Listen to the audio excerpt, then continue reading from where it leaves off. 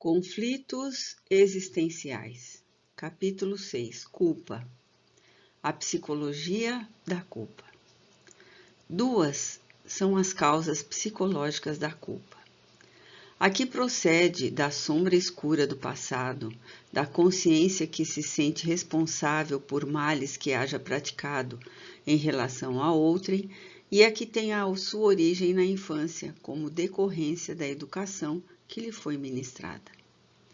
A culpa é resultado da raiva que alguém sente contra si mesmo, voltada para dentro, em forma de sensação de que algo foi feito erradamente. Este procedimento pré-existe à vida física, porque originário na sua primeira proposta, como gravame cometido contra o próximo, que gerou o conflito de consciência. Quando a ação foi desencadeada, a raiva, o ódio ou o desejo de vingança, ou mesmo a inconsequência moral, não permitiram a avaliação do desatino, atendendo ao impulso nascido na mesquinhez ou no primarismo pessoal. Lentamente, porém, o remorso gerou o fenômeno de identificação do erro, mas não se fez acompanhar da coragem para a conveniente reparação, transferindo para os arquivos do espírito o conflito em forma de culpa, que ressuma facilmente ante o desencadear de qualquer ocorrência produzida pela associação de ideias condutora da lembrança inconsciente.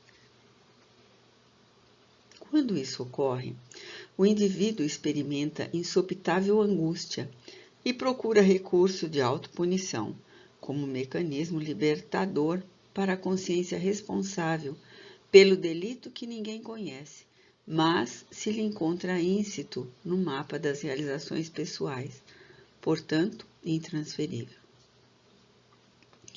Apresenta-se como uma fonte de impregnação emocional, em forma de representações ou ideias, lembranças inconscientes, parcial ou totalmente reprimidas, que ressurgem no comportamento, nos sonhos, com fortes tintas de conflito psicológico. Na segunda hipótese, a má formação educacional, especialmente quando impede a criança de desenvolver a identidade, conspira para a instalação da culpa. Normalmente, exige-se que o educando seja parcial e adulador, concordando com as ideias dos adultos, pais e educadores, que estabelecem os parâmetros da sua conduta, sem ter em vista a sua espontaneidade, a sua liberdade de pensamento, a sua visão da existência humana em desenvolvimento e formação. É de lamentar-se que as crianças sejam manipuladas por genitores e professores, quando frustrados, que lhes transmitem a própria insegurança, esculpindo-lhes comportamentos que a si mesmos agradam em detrimento do que é de melhor para o aprendiz. Precipita-se-lhe a fase do desenvolvimento adulto com expressões piegas, nas quais se afirmam: já é uma mocinha, trata-se de um rapazinho, inculcando-lhes condutas extravagantes sem que deixem de ser realmente crianças. A vida infantil é relevante na formação da personalidade, na construção da consciência do si, na definição dos rumos existenciais. A conduta dos adultos grava no educando a forma de ser ou de parecer, de conviver ou de agradar, de conquistar ou de utilizar-se, dando surgimento quase sempre, quando não correta, a inúmeros conflitos, a diversas culpas.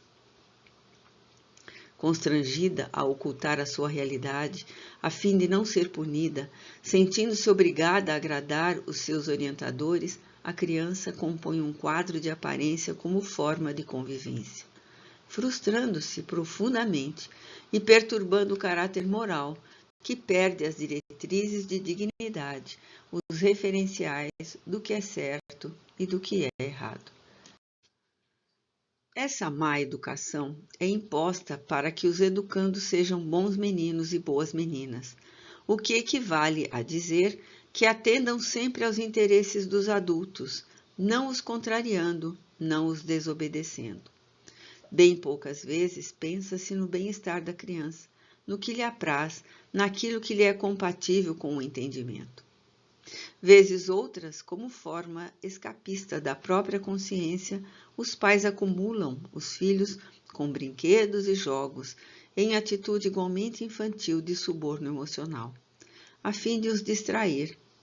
Em realidade, no entanto, para fugirem ao dever da sua companhia, dos diálogos indispensáveis, da convivência educativa, mais pelos atos do que pelas palavras.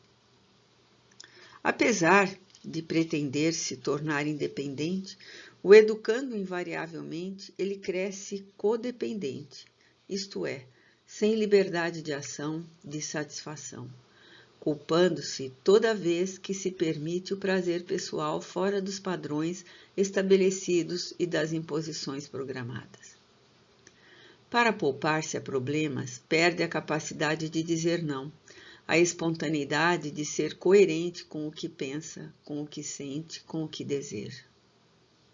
Não poucas vezes, a criança é punida quando se opõe, quando externa o seu pensamento, quando se nega, alterando a maneira de ser, a fim de evitar-se os sofrimentos.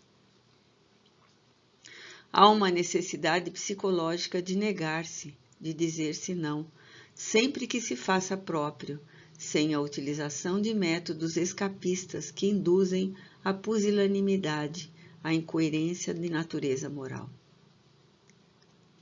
Não se pode concordar com tudo, é ipso facto, omitir-se de dizer-se o que se pensa, de negar-se, de ser-se autêntico.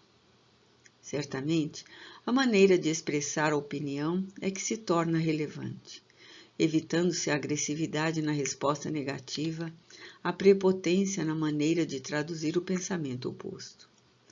Torna-se expressivo, de certo modo, não exatamente o que se diz, mas a maneira como se enuncia a informação. Esse hábito, porém, deve ser iniciado na infância, embutindo-se no comportamento do educando a coragem de ser honesto, mesmo que a preço de algum ônus.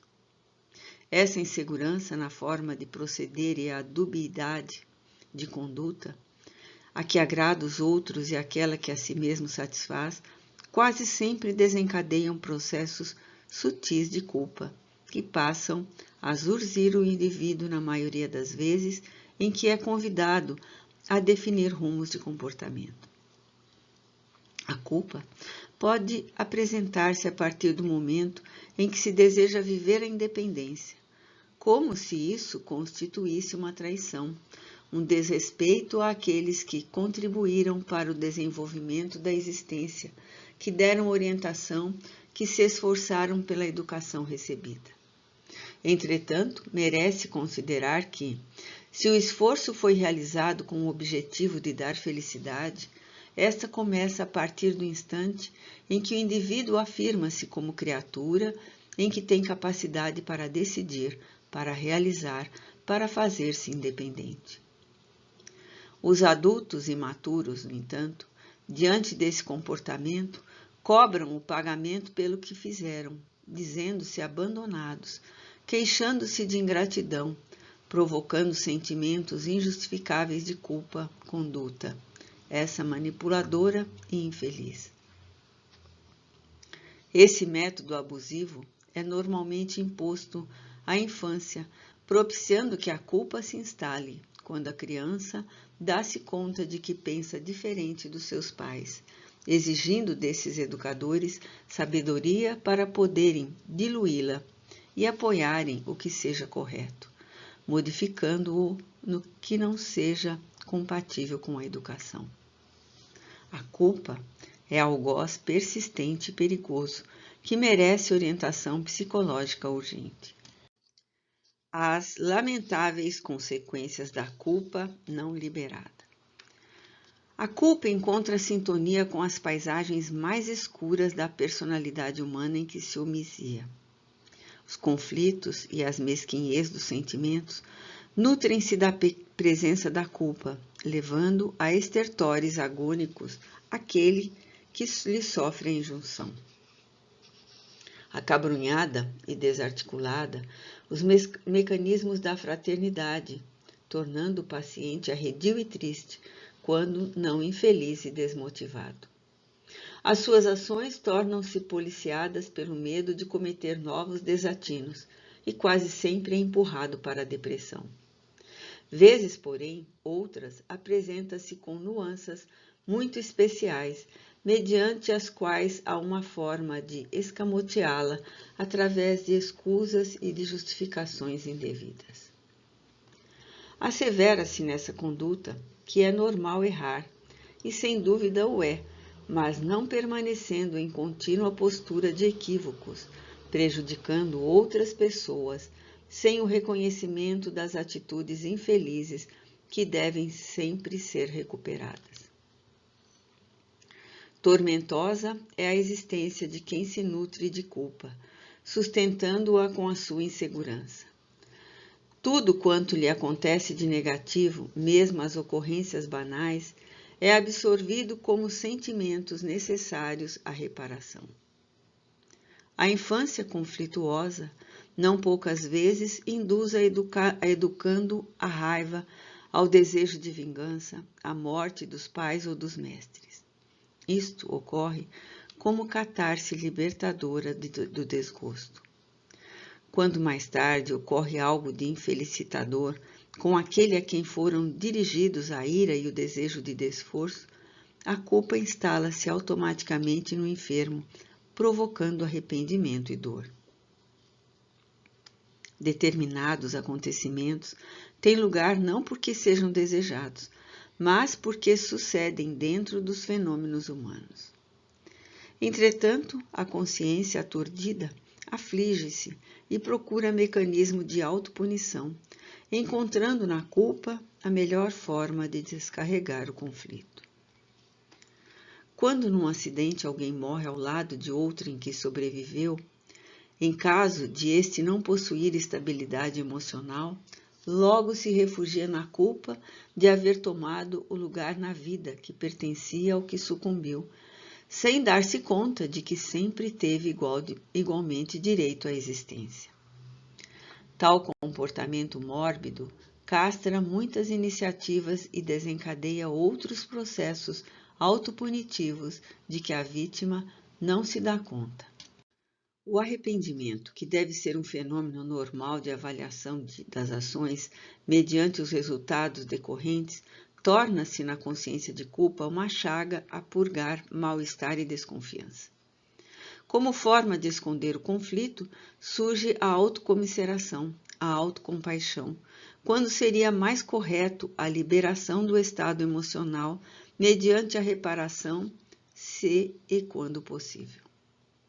Reprimir a culpa, tentar ignorá-la, é tão negativo quanto aceitá-la como ocorrência natural, sem o discernimento da gravidade das ações praticadas.